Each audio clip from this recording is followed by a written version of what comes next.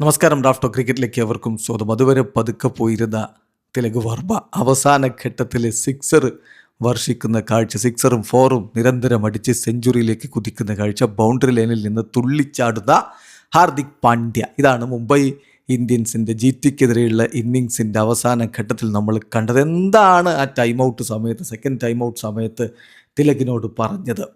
കളിക്ക് ശേഷം ഹാർദിക് പാണ്ഡ്യ എല്ലാം വിശദമാക്കി പറയുന്നുണ്ട്. അദ്ദേഹം പറയുന്നത് എങ്ങനെയാണ്?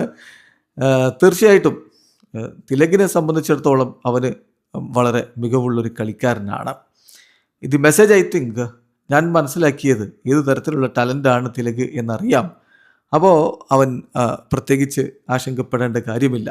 So my message to him was just watch the ball and hit the ball. അതാണ് എൻ്റെ മെസ്സേജ് ഉണ്ടായിരുന്നു. ബോൾ നോക്കുക, അടിക്കുക.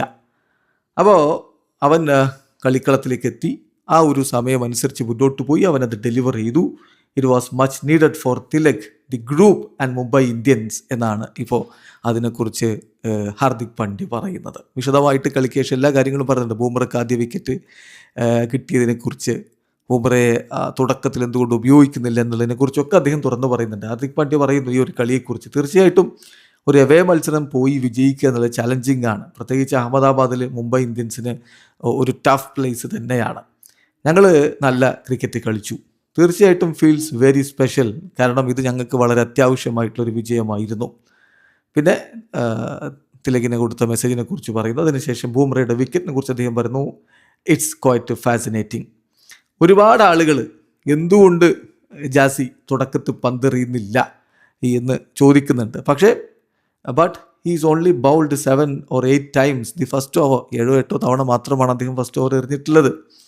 സോ ഇതൊരു ഹാർദിക് പാണ്ഡ്യ പ്രോബ്ലം അല്ല, എല്ലാവരുടെയും പ്രശ്നമാണ്. കാരണം ബൂമറ സോ സ്പെഷ്യലാണ്. അപ്പോൾ അദ്ദേഹത്തെ കളിയുടെ അവസാന ഘട്ടത്തിൽ പന്തെറിയിക്കാൻ വേണ്ടി എല്ലാവരും ശ്രമിക്കും. അതേ ഇവിടെ നടന്നിട്ടുള്ളൂ.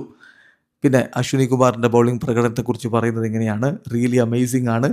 അശ്വിനി കഴിഞ്ഞ വർഷവും ഇതുപോലെ ചെയ്തിരുന്നു. Amazing from the youngsters. തീർച്ചയായിട്ടും ഫീൽഡിംഗ് ഇനിയും ക്ലിക്ക് ആവേണ്ടതുണ്ട്. Special mention to Naman as well എന്നുകൂടി ഇപ്പോൾ ഹാർദിക് പാണ്ഡ്യ പറയുന്നു. എന്തായാലും പാണ്ഡ്യ വളരെ സന്തോഷത്തിലാണ്. 10ാം സ്ഥാനത്തുള്ള മുംബൈ ഇന്ത്യൻസ് കുതിച്ചുയർന്ന് 7ാം സ്ഥാനത്തേക്ക് എത്തുകയും ചെയ്തിട്ടുണ്ട്. വീഡിയോ അവസാനിക്കുന്നു. ക്രിക്കറ്റ് ലോകത്തെ കൂടുതൽ വിശേഷങ്ങളുമായി ഡ്രാഫ്റ്റ് ടോക്സിൽ എത്താം.